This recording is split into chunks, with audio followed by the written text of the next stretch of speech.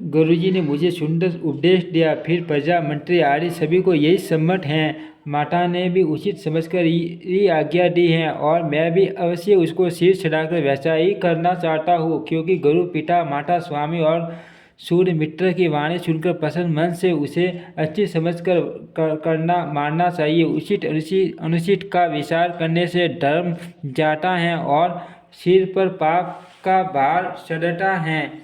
आज तो मुझे वही सरल सरल शिक्षा दे रहे हैं जिसके आचरण करने में मेरा भला हो। यद्यपि मैं इस बात को भली भांति समझता हूँ, तथापि मेरे हृदय को संतोष नहीं होता। अब आप लोग मेरी विनती सुन लीजिए और मेरी योग्यता के अनुसार मुझे शिक्षा दीजिए। मैं उत्तर दे रहा हूँ, यह अपराध क्षमा कीजिए। साधु पुरुष दुखी मनुष्य के दोष गुणों को नहीं गिनते। पिताजी स्वर्ग में हैं, श्री सीताराम जी वन में हैं और मुझे आप राज्य करने के लिए कह रहे हैं। इसमें आप मेरा कल्याण समझते हैं या अपना कोई बड़ा काम होने की आशा रखते हैं? मेरा कल्याण तो सीतापति श्री राम जी की साकिरी में है, सो उसे माता की कुटिलता ने छीन लिया। मैंने अपने मन में अनुमान करके देख लिया कि दूसरे किसी उपाय से मेरा कल्याण नहीं। यह शोक का समुदाय राज्य लक्ष्मण श्री रामचंद्र जी और सीता जी के चरणों को देखे बिना किस गिनती में इसका क्या मूल्य है? क्या जैसे कपड़ों के बिना गहनों का बोझ व्यर्थ है, वैराग्य के बिना ब्रह्म विचार व्यर्थ है, रोगी शरीर के लिए नाना प्रकार के भोग व्यर्थ हैं, श्री हरि की भक्ति के बिना जप और योग व्यर्थ हैं, जीव के बिना सुंदर देह व्यर्थ हैं, वैसे ही श्री रघुनाथ जी के बिना मेरा सब कुछ व्यर्थ है। मुझे आज्ञा दीजिए, मैं श्री राम जी के पास जाऊँ। एक ही आँख निश्चय पूर्वक मेरा हित इसी में है और मुझे राजा बनाकर आप अपना भला चाहते हैं। यह भी आप शनि की जड़ता मोह के वश होकर ही कह रहे हैं। कैकेयी के पुत्र कुटिल बुद्धि, राम विमुख और निर्लज, मुझसे अडमके राज्य से आप मोह के वश होकर ही सुख चाहते हैं। मैं सत्य कहता हूँ, आप सब सुनकर विश्वास करें। धर्मशील को ही राजा होना चाहिए। आप मुझे हट करके ज्यों ही राज्य देंगे त्यों ही पृथ्वी पाताल में धंस जाएगी। मेरे सम्मान पापों का घर कौन होगा, जिसके कारण सीता जी और श्री राम जी का वनवास हुआ?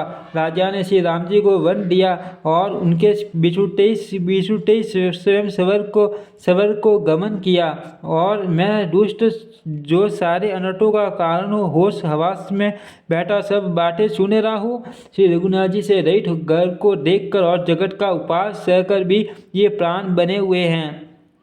इसका यही कारण है कि ये प्राण श्री राम रूपी पवित्र विषय रस में आसक्त नहीं हैं। ये लालची भूमि और भिगोगे के ही भूखे हैं। मैं अपने हृदय की कठोरता कहाँ तक कहूँ, जिसने वज्र का भी तिरस्कार करके बढ़ाई पाई है। कारण से कार्य कठिन होता ही है, इसमें मेरा दोष नहीं। हड्डी से वज्र और पत्थर से लोहा भयानक और कठोर होता है। कैकेयी से उत्पन्न देह में प्रेम करने वाले ने ये परमार प्राण भरपेट पूरी तरह से अभागे हैं। जब प्रिय के वियोग में भी मुझे प्राण प्रिय लग रहे हैं, तब अभी आगे मैं और भी ये बहुत कुछ देख सुनूंगा। लक्ष्मण श्री राम जी और सीता जी को तो वन दिया, सबक भेजकर पति का कल्याण किया, स्वयं विद्या वापन और अपयश लिया, प्रजा को शोक और संताप दिया और मुझे सुख, सुंदर यश और उत्तम राज्य दिया। कैकेयी ने सभी का काम बना दिया। इससे अच्छा अब मेरे लिए और क्या होगा? उस पर भी आप लोग मुझे राज तिलक देने को कहते हैं। कैकेयी के पेट से जगत में जन्म लेकर यह मेरे लिए कुछ भी अनुचित नहीं है। मेरी सब बात तो विधाता ने ही बना दी है, फिर उसमें प्रजा और पंच आप लोग क्यों सहायता कर रहे हैं? जिसे कुग्रह लगे हो अथवा जो पिशाच ग्रस्त हो, फिर जो वायु रोग से पीड़ित हो और उसी को फिर बिच्छू डंक मार दे, उसको यदि मदिरा पिलाई जाए तो कहिए यह कैसा इलाज है? कैकेयी के लड़के के लिए संसार में जो कुछ योग्य था, चतुर विधाता ने मुझे वही दिया। पर दशरथ जी का पुत्र और राम का छोटा भाई होने की बड़ाई मुझे विधाता ने व्यर्थ ही दी। आप सब लोग भी मुझे टीका कराने के लिए कह रहे हैं। राजा की आज्ञा सभी के लिए अच्छी है। मैं किस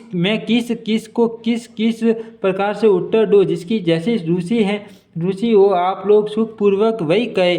मेरी कुमाता कैकेयी समेत मुझे छोड़कर कहिए, और कौन कहेगा कि यह काम अच्छा किया? जड़ चेतन जगत में मेरे सिवा और कौन है जिसको सीता राम जी प्राणों के समान प्यारे न हो?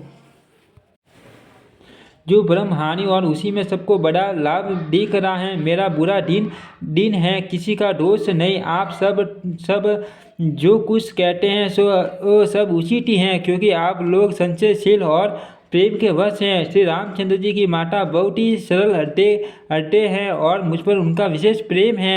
इसीलिए मेरी दीनता देखकर वे स्वाभाविक स्नेहवश ही ऐसा कह रही हैं। गुरुजी के ज्ञान के समुद्र हैं, इस बात को सारा जगत जानता है। जिनके लिए विश्व हथेली पर रखे हुए बेर के सम्मान है, वे भी मेरे लिए राज तिलक का साज सज रहे हैं। सत्य है, विधाता के विपरीत होने पर सब कोई विपरीत हो जाते हैं। श्री रामचंद्र जी सीता जी को छोड़कर जगत में कोई यह नहीं कहेगा कि इस अनर्थ में मेरी सम्मति नहीं है। मैं उसे सुखपूर्वक सुनूंगा और सहूंगा, क्योंकि जहाँ पानी होता है वहाँ अंत में कीचड़ होता ही है। मुझे इसका डर नहीं कि जगत मुझे बुरा कहेगा, और न मुझे परलोक का ही सोच है। मेरे हृदय में तो बस एक ही दुख दावानल धड़क रहा है कि मेरे कारण श्री सीता राम जी दुखी हुए।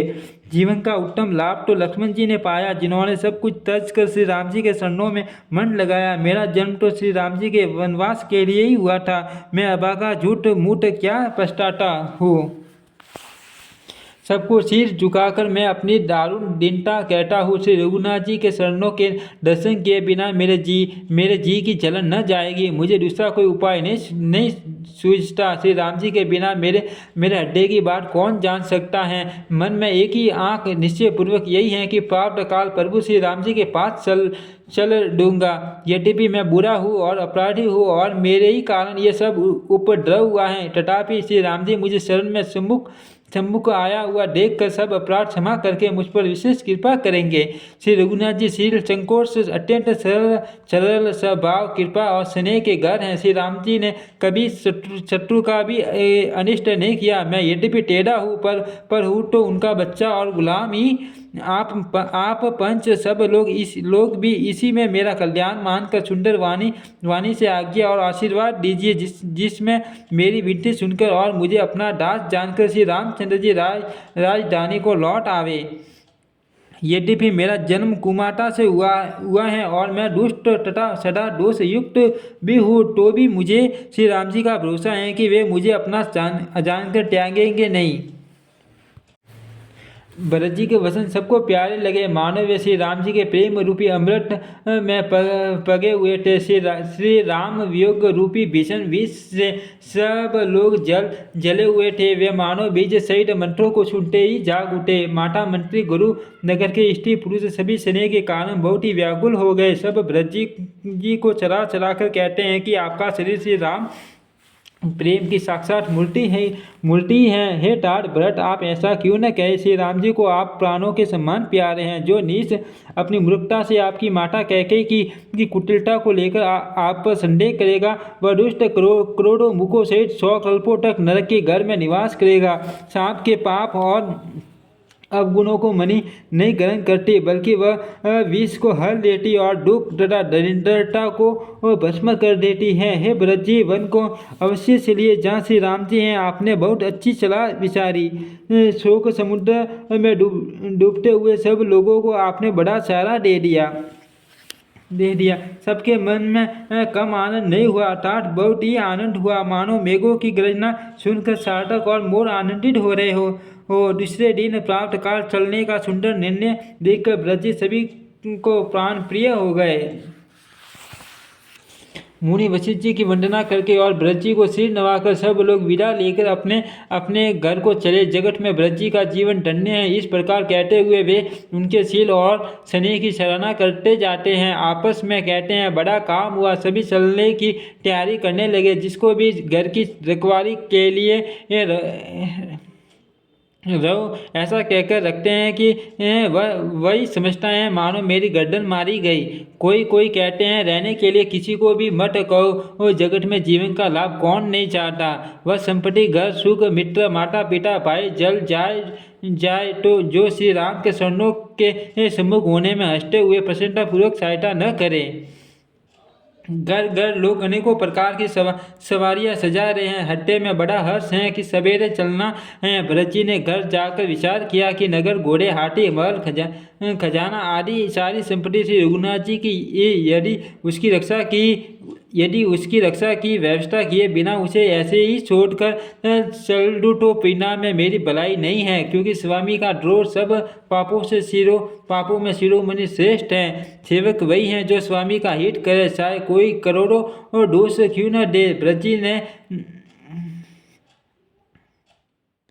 सेवक वही हैं जो स्वामी का हित करे,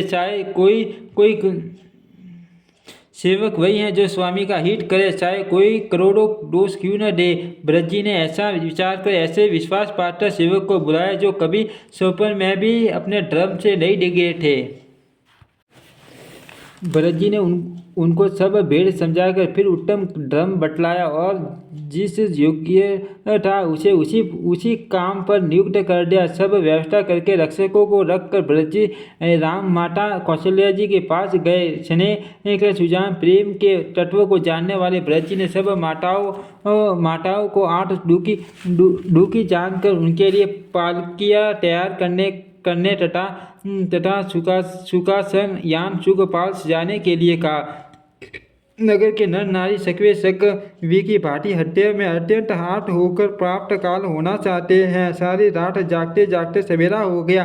तब भरत जी ने चतुर मंत्रियों को बुलवाया और कहा, तिलक का सब सामान ले चलो। वन में ही मुनि वशिष्ठ जी श्री रामचंद्र जी को राज्य देंगे, जल्दी चलो। यह सुनकर मंत्रियों ने वंदना की और तुरंत घोड़े, रथ और हाथी सजवा दिए। सबसे पहले मुनिराज वशिष्ठ जी अरुंधति और अग्निहोत्री सब सामग्री सहित इष्ट पर सवार होकर चले। फिर ब्राह्मणों के समूह जो सब के सब तपस्या और तेज के भंडार थे अनेकों सवारियों पर चढ़कर चले। नगर के सब लोग रथों को सजा कर चित्रकूट को चल पड़े, जिनका वर्णन नहीं हो सकता। ऐसे सुंदर पालकियों पर चढ़ कर सब रानियां चली। विश्वास पात्र सेवकों को नगर सौंप कर और सबको आदेश पूर्वक रवाना करके तब श्री सीता राम जी के शरणों को स्मरण करके भरत शत्रुघ्न दोनों भाई चले। श्री रामचंद्र जी के दर्शन के वश में हुए। दर्शन की अन्य लालसा से सब नर नारी ऐसे चले मानो प्यासे हाथी हथिनी जल को टक कर बड़ी तेजी से बावले से हुए जा रहे हो। श्री सीता राम जी सब सुखों को छोड़कर वन में मन में ऐसा विचार करके छोटे भाई शत्रुघ्न जी सहित भरत जी पैदल ही चले जा रहे हैं। उनका स्नेह देखकर लोग प्रेम में मगन हो गए और सब घोड़े, हाथी रथों को छोड़कर उनसे उतर कर पैदल चलने लगे। तब श्री रामचंद्र जी की माता कौशल्या जी भरत जी के पास जाकर और अपनी पालकी उनके समीप खड़ी करके कोमल वाणी से बोली, हे बेटा, माता भलैया लेती है, तुम रथ पर चढ़ जाओ, नहीं तो सारा प्यारा परिवार दुखी हो जाएगा। तुम्हारे पैदल चलने से सभी लोग पैदल चलेंगे, शोक के मारे सब डुबले हो रहे हैं, पैदल रास्ते के पैदल चलने के योग्य नहीं हैं। माता की आज्ञा को शीश चढ़ाकर और उनके चरणों में सिर नवाकर दोनों भाई रथ पर चढ़कर चलने लगे। पहले दिन तम सापर वास मुकाम करके दूसरा मुकाम गोमती के तीर पर किया। कोई दूध ही पीते, कोई फलाहार करते और कुछ लोग रात को एक ही बार भोजन करते। भूषण और भोग विलास को छोड़कर सब लोग श्री रामचंद्र जी के लिए नियम और व्रत करते। रात भर सही नदी के तीर पर निवास करके सवेरे वहां से चल दिए और सब सरंगवेरपुर के समीप जा पहुँचे। निषाद राज ने सब समाचार सुने तो वह दुखी होकर हट्टे में विचार करने लगा। क्या कारण है जो भरत वन को जा रहे हैं? मन में कुछ कपट भाव अवश्य है। यदि मन में कुटिलता न होती तो साथ में सेना क्यों ले चले हैं? समझते हैं कि छोटे भाई लक्ष्मण सहित श्री राम को मारकर सुख से निष्कंटक राज्य करूंगा। भरत ने हत्या में राजनीति को स्थान नहीं दिया, राजनीति का विचार नहीं किया। तब पहले तो कलंक ही लगा था, अब तो जीवन से ही हाथ धोना पड़ेगा। संपूर्ण देवता और दैत्य वीर जुट जाए तो भी श्री राम जी को रण में जीतने वाला कोई नहीं। भरत जो ऐसा कर रहे हैं इसमें आश्चर्य क्या है?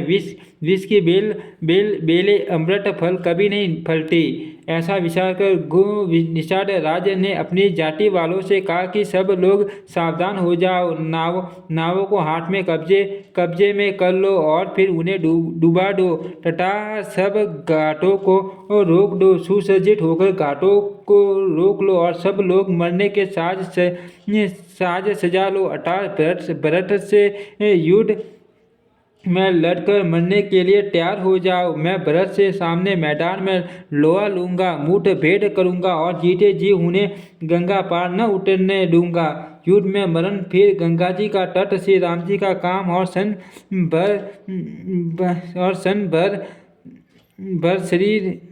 भंगुर शरीर जो चाहे जब नाश हो जाए। भरत श्री राम जी के भाई और राजा, उनके हाथ से मरना और मैं निज सेवक, बड़े भाग्य से ऐसी मृत्यु मिलती है। मैं स्वामी के काम के लिए रण में लड़ाई करूंगा और 14 लोगों को अपने यश से उज्जवल कर दूंगा। श्री रघुनाथ जी के निमित्त प्राण त्याग दूंगा। मेरे तो दोनों ही हाथों में आनंद के लड्डू हैं। अर्थात जीत गया तो राम सेवक का यश प्राप्त करूंगा और मारा गया तो श्री राम जी का नित्य सेवा प्राप्त करूंगा। साधुओं के समाज में जिसकी गिनती नहीं और श्री राम जी के भक्तों में जिसका स्थान नहीं, जगत में पृथ्वी का भार होकर व्यक्ति जीता है। वह माता के यौवन रूपी वृक्ष के काटने के लिए कुलाड़ा मात्र है। इस प्रकार से राम जी के लिए प्राण समर्पण का निश्चय करके निषाद राज विषाद से रहित हो गया और सबका उत्साह बढ़ाकर तथा श्री रामचंद्र जी का स्मरण करके उसने तुरंत ही तरकस, धनुष और कवच मांगा। उसने कहा, हे भाइयों, जल्दी करो और सब सामान सजाओ। मेरी आज्ञा सुनकर कोई मन में कायरता न लावे। सब हर्ष के साथ बोल उठे, हे नाथ, बहुत अच्छा, और आपस में एक दूसरे का जोश बढ़ाने लगे। निषाद राज को जोहार करके सब निषाद चले। सभी बड़े शूरवीर हैं और संग्राम में लड़ना उन्हें बहुत अच्छा लगता है। श्री रामचंद्र जी के शरण कमलों की जूतियों का स्मरण करके उन्होंने बाटियाँ छोटे छोटे तरकस बांधकर धनुषों छोटे छोटे धनुषों पर प्रशंसा चढ़ाई। कवच पहनकर सिर पर लोहे का टोप रखते हैं और फरसे, भाले तथा बरसों को सीधा कर रहे हैं, छुड़ा रहे हैं। कोई तलवार के वार रोकने में अत्यंत ही कुशल हैं। वे ऐसे उमंग में भरे हैं मानो धरती छोड़कर आकाश में कूद उछल रहे हो। अपना साज समाज, लड़ाई का सामान और दल बनाकर उन्होंने जाकर निषाद राज को जोहार की। निषाद राज ने सुंदर योद्धाओं को देखकर सबको सुयोग्य जाना और नाम लेकर सबका सम्मान किया। उसने कहा, हे भाइयों, धोखा न लाना, अर्थात मरने से न घबराना। आज मेरा बड़ा भारी काम है। यह सुनकर सब योद्धा बड़े जोश के साथ बोल उठे, हे वीर, अधीर मत हो। हे नाथ, श्री रामचंद्र जी के प्रताप से और आपके बल से हम लोग भरत की सेना को बिना वीर और बिना घोड़े की कर देंगे। एक वीर और एक घोड़े को मार डालेंगे। जीते जी पीछे पाँव न रखेंगे। पृथ्वी को रुंड मुंडमयी कर देंगे। सिरों और धड़ों से साड़ देंगे। निषाद राज ने वीरों का बढ़िया दल देखकर कहा, जुझाओ, लड़ाई का ढोल बजाओ। इतना कहते ही बाई और सीख हुई। शकुन विचारने वालों ने कहा कि खेत सुंदर हैं, जीत होगी। एक बुड्ढे ने शकुन विचार कर कहा कि भरत से मिल लीजिए, उनसे लड़ाई नहीं होगी। भरत श्री रामचंद्र जी को मनाने जा रहे हैं। शकुन ऐसा कह रहा है कि विरोध नहीं है। यह सुनकर निषाद राज गोह ने कहा, बुड्ढा ठीक कह रहा है। जल्दी में बिना विचारे कोई काम करके मूर्ख लोग पछताते हैं। भरत जी का शील स्वभाव बिना समझे और बिना जाने युद्ध करने में हित की बहुत बड़ हानि है। अतः हे वीरों, तुम लोग इकट्ठे होकर सब घाटों को रोक लो। मैं जाकर भरत जी से मिलकर उनका भेद लेता हूँ। उनका भाव मित्रता है या शत्रुता का या उदासीन का, यह जानकर तब आकर वैसा उसी के अनुसार प्रबंध करूँगा। उनके सुंदर स्वभाव से मैं उनके स्नेह को पहचान लूँगा। वैर और प्रेम छिपाने से नहीं छिपते। ऐसा कहकर वह भेंट का सामान सजाने लगा। उसने कंद, मूल, फल, पक्षी और हिरण मंगवाए। कहकर लोग पुरानी और मोटी पैना नामक मछलियों के बार भरकर लाए। भेंट का सामान सजाकर मिलने के लिए चले और तो मंगलदायक शुभ शकुन मिले। निषाद राज ने मुनिराज वशिष्ठ जी को देखकर अपना नाम बतलाकर दूरी से दंडवत प्रणाम किया। मुनीश्वर ने वशिष्ठ जी ने उसको राम का प्यारा जानकर आशीर्वाद दिया और भरत जी को समझाकर कहा कि यह श्री राम जी का मित्र हैं। इतना सुनते ही भरत जी ने रथ त्याग दिया। वे रथ से उतरकर प्रेम में उमगते हुए चले। निषाद राज गुह ने अपना गांव, जाति और नाम सुनाकर पृथ्वी पर माथा टेक कर जोहार की। दंडवत करते देखकर भरत जी ने उठाकर उसको छाती से लगा लिया। हृदय में प्रेम समाता नहीं है, मानो स्वयं लक्ष्मण जी से भेंट हो गई हो। भरत जी गुह को अत्यंत प्रेम से गले लगा रहे हैं। प्रेम की रीति को सब लोग सिया रहे हैं, इच्छापूर्वक प्रशंसा कर रहे हैं। मंगल की मूल ढन्ने की ढवनी करके देवता उसकी सराहना करते हुए फूल बरसा रहे हैं। वे कहते हैं कि जो लोक और वेद दोनों में सब प्रकार से निशा माना जाता है, जिसकी छाया के सूर्य जाने से भी स्नान करना होता है, उसी निषाद ने अखबार भरकर हृदय से सिपटा कर श्री रामचंद्र जी के छोटे भाई भरत जी आनंद और प्रेम वश शरीर में फूल कावली से परिपूर्ण हो मिल रहे हैं।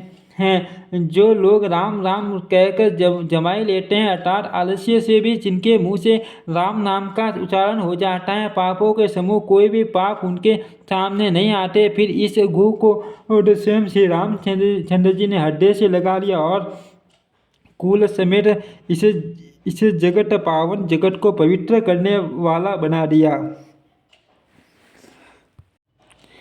कर्मनाशा नदी का जल गंगा जी में पड़ जाता है, मिल जाता है, तब कहिए उसे कौन सिर पर धारण नहीं करता। जगत जानता है कि उल्टा नाम मरा जपते वाल्मीकि जी ब्रह्मा के सम्मान हो गए। मूर्ख और पामर, चांडाल, सबर, खस, यवन, कोल और किराट भी राम नाम कहते ही परम पवित्र और त्रिभुवन में विख्यात हो जाते हैं।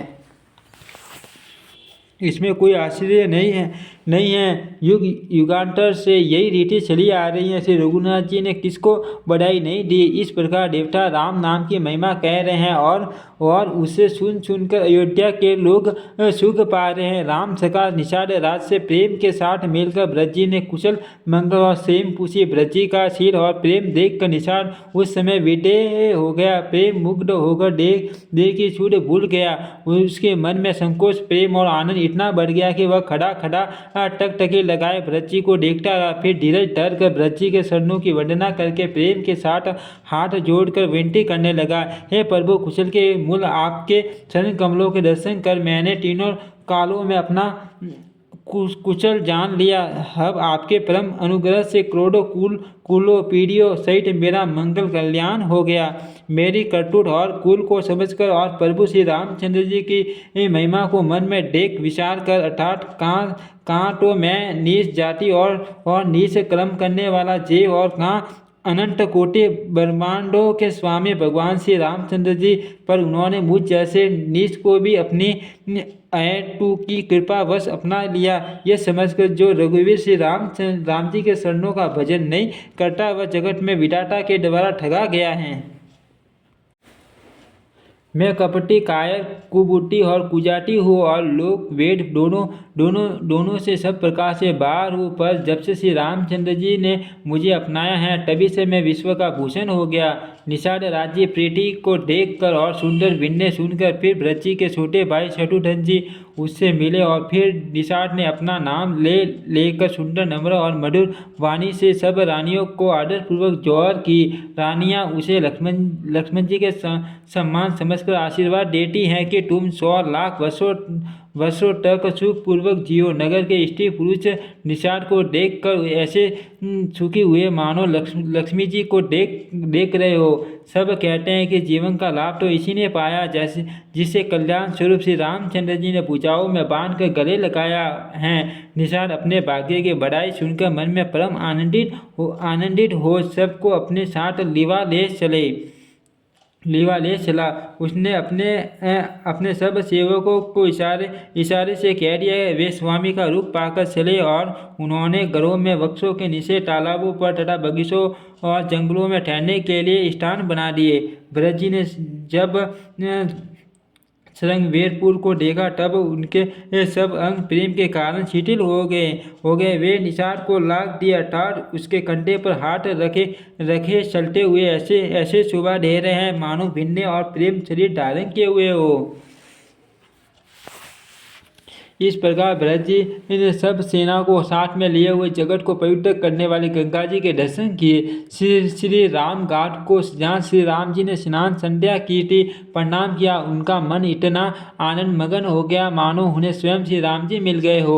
नगर के नर नारी प्रणाम कर रहे हैं और गंगा जी के ब्रह्म रूप जल को देख कर आनंदित हो रहे हैं। गंगा जी में स्नान कर हाथ जोड़कर सब यही वर मांगते हैं कि श्री रामचंद्र जी के शरणों में हमारा प्रेम कम न हो अर्थात बहुत अधिक हो। भरत जी ने कहा हे गंगे, आपकी रट सबको सुख देने वाली तथा सेवक के लिए तो कामधेनु ही है। मैं हाथ जोड़कर यही वरदान मांगता हूँ कि श्री सीता राम जी के शरणों में मेरा स्वाभाविक प्रेम हो। इस प्रकार भरत जी स्नान कर और गुरु जी की आज्ञा पाकर तथा यह जानकर कि सब माताएं स्नान कर चुकी हैं डेरा उठा ले चले हैं।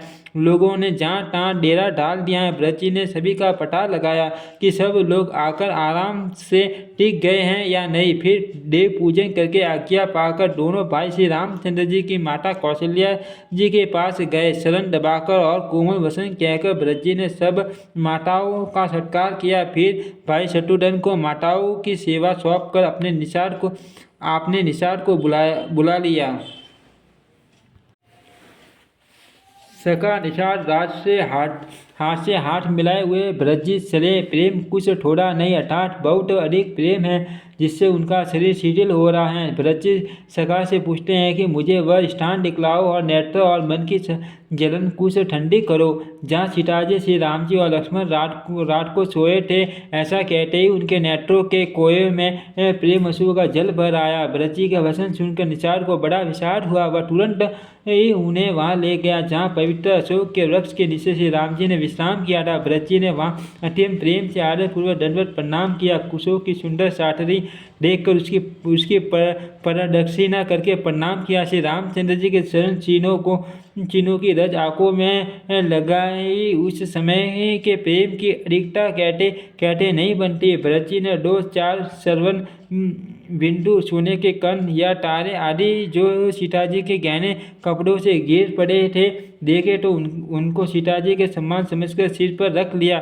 उनके नेत्र प्रेम अश्रु के जल से भरे हैं और हृदय में ग्लानि भरी है।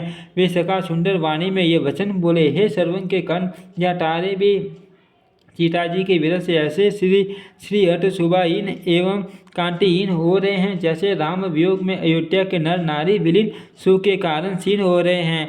जिन सीताजी के पिता राजा जनक है, इस जगत में भोग और योग दोनों ही जिनकी मुट्ठी में हैं, उन जनक जी को मैं किसकी उपमा दूँ। सूर्य कुल के सूर्य राजा दशरथ जी, जिनके ससुर हैं जिनको अमरावती के स्वामी इंद्र भी चाहते हैं, इच्छापूर्वक उनके जैसा ऐश्वर्य और प्रताप पाना चाहते हैं और प्रभु श्री रघुनाथ जी, जिनके प्राणनाथ हैं, जो इतने बड़े हैं कि जो कोई भी बड़ा होता है वह श्री रामचंद्र जी की दी हुई बड़ाई से ही होता है। उन श्रेष्ठ प्रतिव्रता स्त्रियों में शिरोमणि सीता जी की साटरी कुशया देखकर मेरा हृदय हरा कर डल कर फट नहीं जाता। हे शंकर, यह वज्र से भी अधिक कठोर है। मेरे छोटे भाई लक्ष्मण बहुत ही सुंदर और प्यार करने योग्य हैं। ऐसा भाई न तो किसी के हुए हैं, न होने के ही हैं। जो लक्ष्मण अवध के लोगों को प्यारे, माता पिता के दुलारे हैं और श्री सीता राम जी के प्राण प्यारे हैं, जिनकी कोमल मूर्ति और सुकुमार स्वभाव है, जिनके शरीर में कभी गर्म हवा भी नहीं लगी, वे वन में सब प्रकार की विपत्तियां सह रहे हैं। हाय, इस मेरी साथी ने कठोरता में करोड़ों वज्रों का भी निरादर कर दिया, नहीं तो ये कभी भी फट गई होती।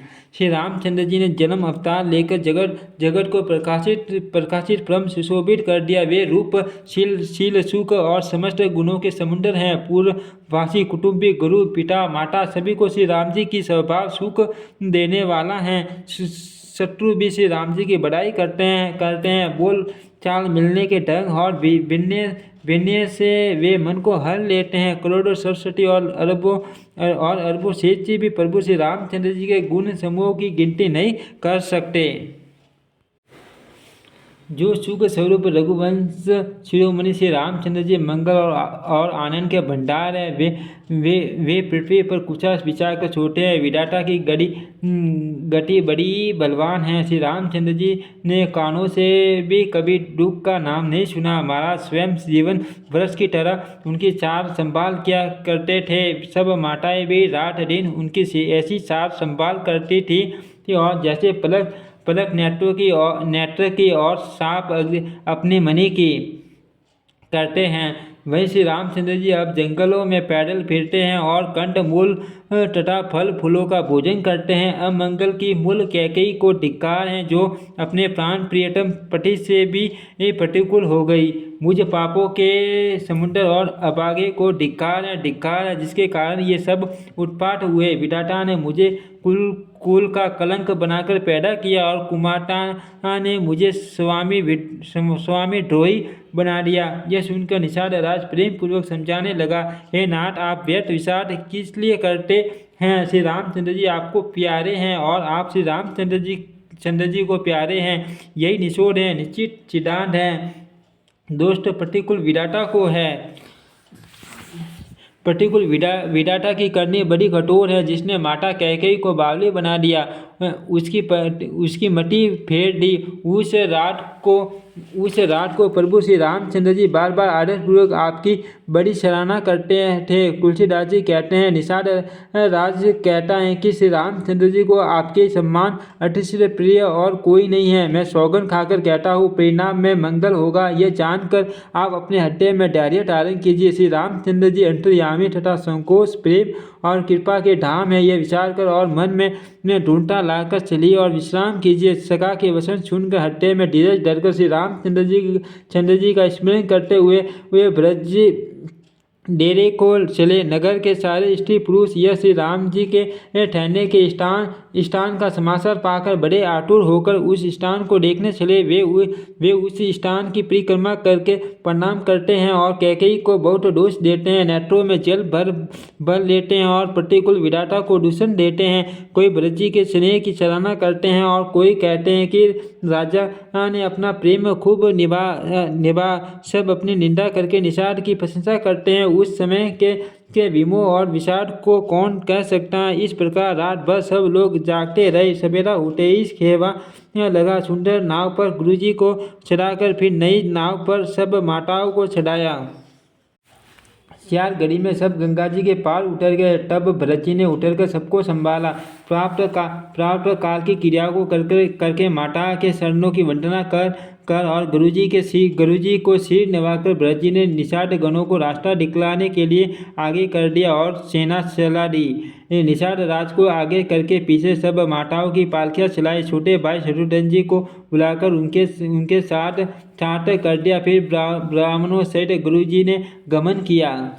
तदनंतर आप भरत जी ने गंगा जी को प्रणाम किया और लक्ष्मण सहित श्री सीताराम जी का स्मरण किया। भरत जी पैदल ही चले। उनके साथ कोटल बिना सवार के घोड़े बागडोर से बंधे हुए चले जा रहे हैं। उत्तम सेवक बार बार कहते हैं कि हे नाथ, आप घोड़े पर सवार हो लीजिए। भरत जी जवाब देते हैं कि श्री रामचंद्र जी तो पैदल ही गए और हमारे लिए रथ, हाथी और घोड़े बनाए गए। मुझे उचित तो ऐसा है कि मैं सिर के बल चल कर जाऊँ। सेवक का धर्म सबसे कठिन होता है। भरत जी की दशा देखकर और कोमल वाणी सुनकर सब सेवक गण गलानी के मारे गले जा रहे हैं। प्रेम में उमंग कर सीताराम कहते हुए भरत जी ने तीसरे पैर प्रयाग में प्रवेश किया।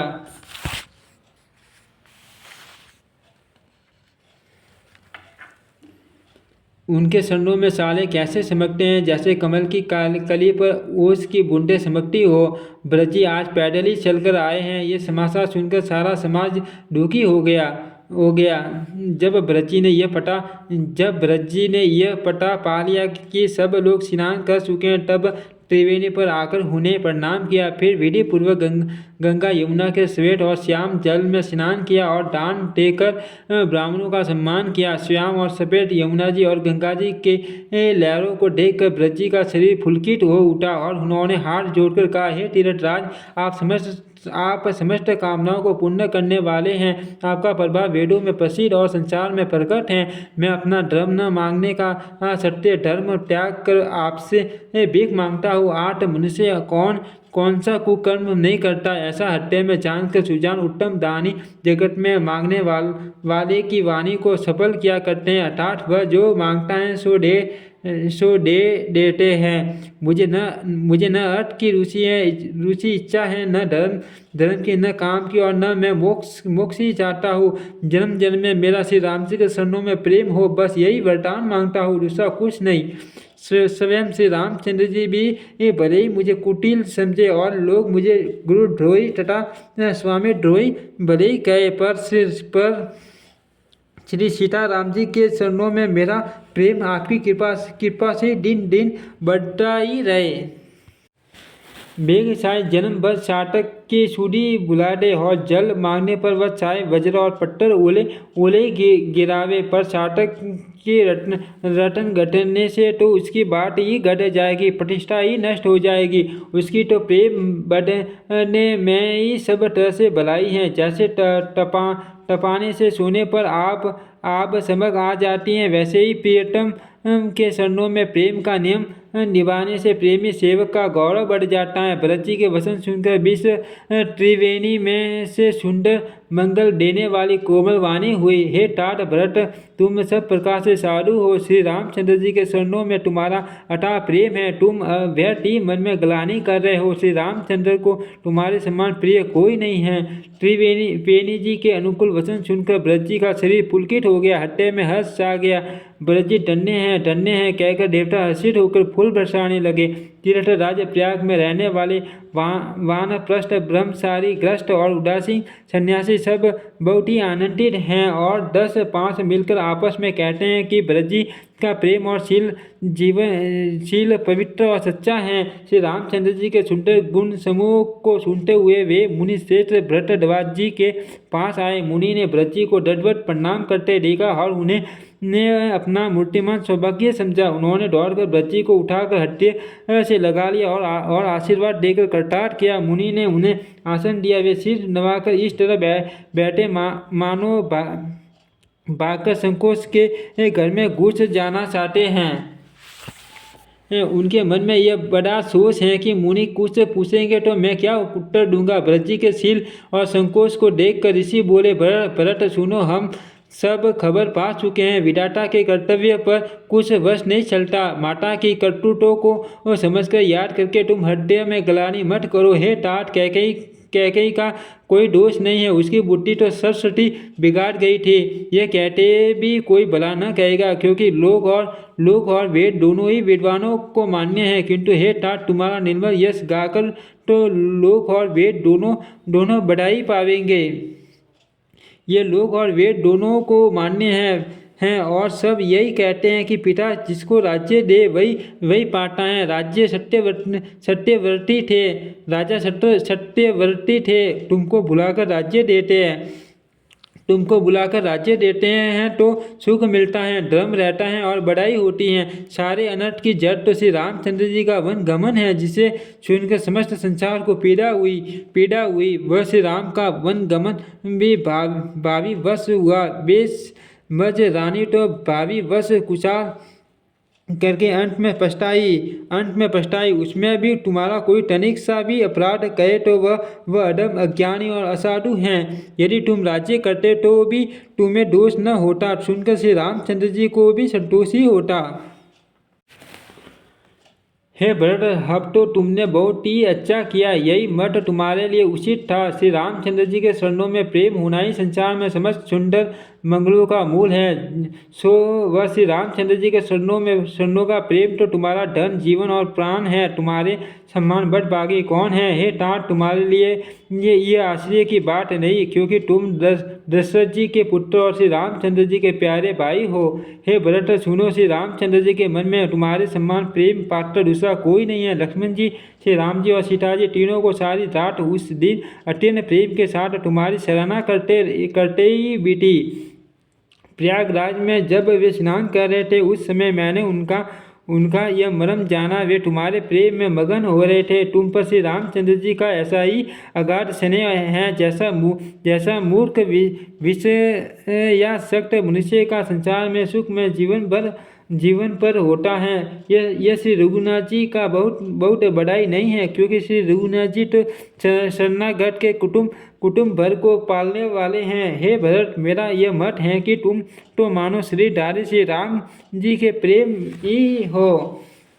हे भरत, तुम्हारे लिए तुम्हारी समझ में यह कलंक है, पर हम सबके लिए तो उपदेश है। श्री राम भक्ति रूपी रस की सिद्धि के लिए ये समय गणेश बड़ा शुभ हुआ है।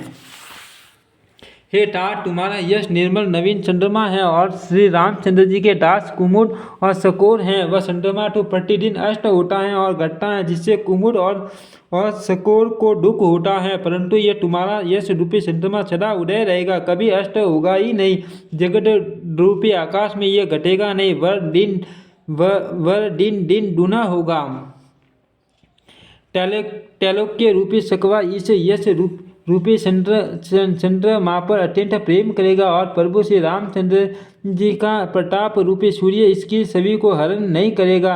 ये चंद्रमा रात दिन सदा सब किसी को सुख देने वाला होगा। कैकेयी की कुकर्म रूपी राहु इसे ग्रास नहीं करेगा। यह चंद्रमा श्री रामचंद्र जी के सुंदर प्रेम रूपी अमृत से पूर्ण है। यह गुरु के अपमान रूपी दोष से दूषित नहीं। तुमने इस यश रूपी चंद्रमा की सृष्टि करके पृथ्वी पर भी अमृत को सुलभ कर दिया। अब श्री राम जी के भक्त इस अमृत से तृप्त हो ले। राजा भगीरथ गंगा जी को लाए, जिन गंगा जी का स्मरण ही संपूर्ण सुंदर मंगलों की खान है। दशरथ जी के गुण समूह का तो वर्णन ही नहीं किया जा सकता। अधिक क्या जिनकी बराबरी का जगत में कोई नहीं, जिनके प्रेम और संकोच शील के वे वश में होकर स्वयं सच्चिदानंद घन भगवान श्री राम आकर प्रकट हुए, जिन्हें श्री महादेव जी अपने हत्थे के नेत्रों से कभी अगा कर नहीं देख पाए, अर्थात जिनका स्वरूप हत्थे में देखते देखते शिव जी कभी तृप्त नहीं हुए, परंतु उनसे भी बढ़कर तुमने कीर्ति रूपी अनुपम चंद्रमा को उत्पन्न किया, जिसमें श्री राम प्रेम ही हिरण्य के सीने के रूप में बसता है। हे तात, तुम व्यर्थ ही हत्या में ग्लानि कर रहे हो, पारस पाकर भी तुम दरिद्रता से डर रहे हो। हे भरत, सुनो, हम झूठ नहीं कहते, हम उदासीन हैं, किसी का पक्ष नहीं करते, तपस्वी हैं, किसी की मुँह देखी नहीं कहते और वन में रहते हैं, किसी से कुछ प्रयोजन नहीं रखते। जब सब साधनों का उत्तम फल हमें लक्ष्मण जी, श्री राम जी और सीता जी का दर्शन प्राप्त हुआ, सीता लक्ष्मण सहित श्री राम दर्शन रूप उस मान फल का परम फल यह तुम्हारा दर्शन है। प्रयागराज समेत हमारा बड़ा भाग्य है। हे भरत, तुम धन्य हो, तुमने अपने यश से जगत को जीत लिया। ऐसा कहकर मुनि प्रेम में मगन हो गए। भरद्वाज मुनि के वचन सुनकर सभा सद हर्षित हो गए। साधु साधु कहकर सराहना करते हुए देवताओं ने फूल बरसाए आकाश में और प्रयाग राज्य में धन्य की ध्वनि सुनकर ब्रजी प्रेम में मगन हो रहे हैं। ब्रजी का शरीर पुलकित है, हृदय में श्री सीताराम जी हैं और कमल के समान नेत्र प्रेम अश्रुओं के जल से भरे हैं। वे मुनियों की मंडली को प्रणाम करके गदगद वचन बोले। मुनियों का समाज हैं और फिर तीर्थराज हैं। यहाँ सच्ची सौगंध खाने से भी भरपूर हानि होती है। इस स्थान में यदि कुछ बनाकर कहा जाए तो इसके समान कोई बड़ा पाप और निष्ठा न होगी। मैं सच्चे भाव से कहता हूँ, आप सर्वज्ञ और श्री रघुनाथ जी हृदय के भीतर की जानने वाले हैं। मैं कुछ भी असत्य कहूँगा तो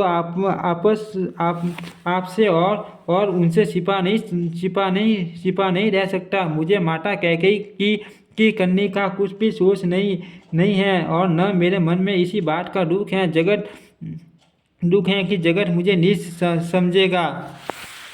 न यही डर है कि मेरा परलोक बिगड़ जाएगा और न पिताजी के मरने का ही मुझे शोक है, क्योंकि उनका सुंदर पुण्य और सुयश विश्व भर में सुशोभित है। उन्होंने श्री राम लक्ष्मण श्री के पुत्र पाए हैं। फिर जिन्होंने श्री रामचंद्र जी के विरह में अपने सन भंगुर शरीर को त्याग दिया, ऐसे राजा के लिए शोक करने का कौन प्रसंग है। शोक इसी बात का है कि श्री राम जी, लक्ष्मण जी और सीता जी पैरों में बिना चूटी के मणियों का वेश बनाए वन में फिरते हैं। वे वलकल वस्त्र पहनते हैं, फलों का भोजन करते हैं, पृथ्वी पर कुश और पत्ते बिछाकर सोते हैं और वृक्षों के नीचे निवास करके नित्य सर्दी गर्मी वर्षा और हवा चाहते हैं। इसी दुख की जलन से निरंतर मेरी छाती जलती रहती है। मुझे न दिन में भूख लगती है न रात को नींद आती है। मैंने मन ही मन समस्त विश्व को खोज डाला, पर इस कुरोग की औषध कहीं नहीं है। माता की कुमत बुरा विचार पापों का मूल बढ़ई है। उसने हमारे हित का वसूला बनाया, उससे कल रूपी कुकाट खा कुयंत्र बनाया और 14 वर्ष की अवधि पूरी कठिन कुमत पढ़कर उस यंत्रों को गाड़ दिया। यहाँ माता का कुविचार बढ़ई है, भरत को राज्य वसूला है, राम का वनवास कुयंत्र है और 14 वर्ष की अवधि कुमंत्र है। मेरे लिए उसने ये सारा कुठाट बुरा साज रचा और सारे जगत को 12 बाट छीन भीन करके नष्ट कर डाला। यह कुयोग श्री रामचंद्र जी के लौट आने पर ही मिट सकता है और तभी अयोध्या बच सकती है, दूसरे किसी उपाय से नहीं। ब्रजी के वचन सुनकर मुनि ने सुख पाया और सभी ने उनकी बहुत प्रकार से बड़ाई की। मुनि ने कहा, हे तात, अधिक सोच मत करो, श्री रामचंद्र जी के चरणों का दर्शन करते ही सारा दुख मिट जाएगा। इस प्रकार मुनि श्रेष्ठ भरद्वाजी ने उनका समाधान करके कहा, अब आप लोग हमारे प्रिय अतिथि बनिए और कृपा करके कंद मूल फूल जो कुछ हम दे स्वीकार कीजिए। मुनि के वचन सुनकर भरत के हृदय में सोच हुआ कि यह बेमौके बड़ा बेडब संकोच आ पड़ा। फिर गुरुजनों की वाणी को महत्वपूर्ण आदरणीय समझकर चरणों की वंदना करके हाथ जोड़कर बोले, हे नाथ, आपकी आज्ञा को सिर चढ़ाकर उसका पालन करना यह हमारा परम धर्म है। भरत जी के ये वचन मुनि श्रेष्ठ मन को अच्छे लगे। उन्होंने विश्वास पात्र सेवक को और शिष्यों को पास बुलाया और कहा, भरत की पौनई करनी चाहिए, जाकर कंद मूल और फल लाओ। उन्होंने हे नाथ बहुत अच्छा कहकर सिर नवाया और तब वे बड़े आनंदित होकर अपने अपने काम को चल दिए। मुनि को चिंता हुई कि हमने बहुत बड़े मेहमानों को नेता है। अब जैसा देवता हो वैसे ही उसकी पूजा भी होनी चाहिए। ये सुनकर रिदिया और अनिमादी सीढ़ियाँ आ गई और बोली, हे गोसाई, जो आपकी आज्ञा हो सो हम करें। मुनिराज ने प्रसन्न होकर कहा छोटे भाई शत्रुघ्न और समाज सहित भरत जी श्री रामचंद्र जी के विरह में व्याकुल है। इनकी पहुनाई आतिथ्य सत्कार करके इनके श्रम को दूर करो। रिद्धि सिद्धि ने मुनिराज की आज्ञा को शीश चढ़ाकर अपने को बड़ भागिनी समझा। सब सिद्धियाँ आपस में कहने लगी, श्री रामचंद्र जी के छोटे भाई भरत ऐसे अतिथि हैं जिनकी तुलना में कोई नहीं आ सकता। अठ मुनि के चरणों की वंदना करके आज वही करना चाहिए जिससे सारा राज समाज सुखी हो।